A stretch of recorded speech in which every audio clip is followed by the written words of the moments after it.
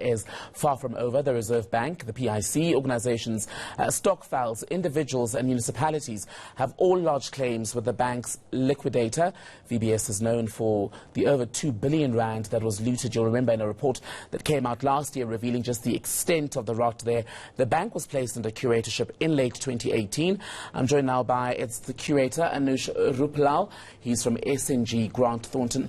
Very good evening to you. Thank you for coming in. So you've got the Reserve Bank, the PIC, various other organizations who've put in the necessary documents. What is the likelihood that they'll actually get money out of this? Well, I think I have to start off by saying that the second meeting of creditors is where we had a lot more response from creditors lodging their claims.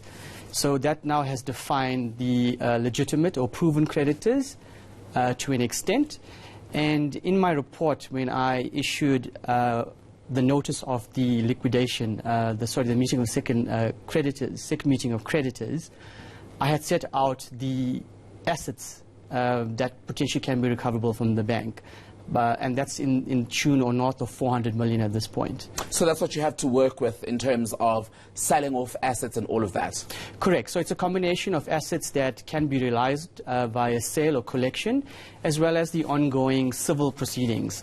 As you may be aware, civil proceedings and legal proceedings can take long, and to that is tied the criminal proceedings that's been undertaken by the relevant enforcement authorities. So one is hopeful. I understand that there is some imminence to the enforcement authorities taking action against various parties that have been implicated. From my side, I have pursued the civil side of proceedings to the extent that 5 of the former execs were sequestrated.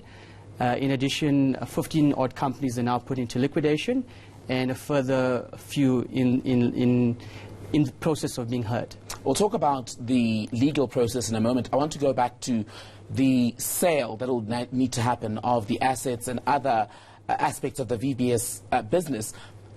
Are buyers lining up? Are potential buyers showing an interest in VBS? So that is a relative question because it's dependent on the nature of the assets. Seeing that it is a mutual bank, the assets largely comprise of loan book or advances books, and typically it is a close number of potential buyers that may be interested in buying these loan portfolios. So there has been unsolicited offers to buy the books. But at this point in time, we have processes that we put in place where certain financial capability measures have to be met, as well as certain other measures like FICA and so on, in order to know that we're dealing with credible parties. Should they be successful, or should they even qualify to buy the book, that they're capable of paying for these assets. But the VBS books, Anoosh, in their original state aren't exactly the most reliable, aren't they? Because there will need to be a process to perhaps rework. I'm not sure what the financial language is, given that this was a fraud scandal and there was, to an extent, a cooking of the books. Am I right? Certainly. Absolutely. In fact, that's been a large part of the complexity that I had to deal with as the liquidator. So as the process goes along, we continue to restate and amend balances that are owed to the bank. That gives us the correct balances that are then owed by individuals and corporates, and we then pursue our collection efforts to get those monies in.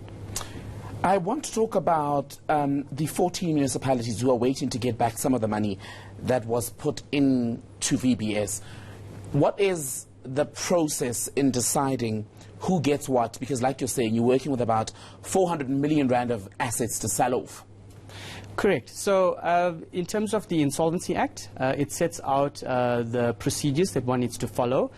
In terms of creditors, one then needs to look at the creditor ranking. So you have 3 classes of creditors, essentially your secured creditors. These are entities or people that the bank owes money to, but they have cession or security of some asset that belongs to the bank. We then have the second category, which are preferent creditors, and these are typically your employees. In terms of the Act, I'm entitled to amounts in preference of other creditors, and SARS, South African Revenue Service.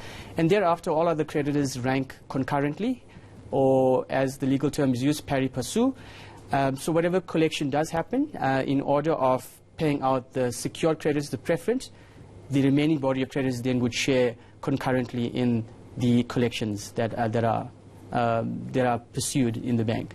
It sounds fantastic, but the VBS scandal I mean, the report came out well over a year ago from Advocate Terry Mudau.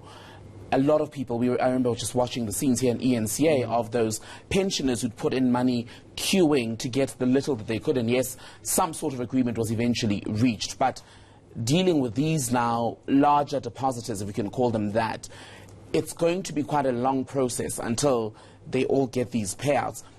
From your meetings and engagements with them, are they understanding of the fact that this is not going to happen tomorrow or next week? Absolutely, and that was the purpose of the second meeting. In fact, that's where corporates, mostly these corporates, the corporate entities approved or lodged their claims for acceptance.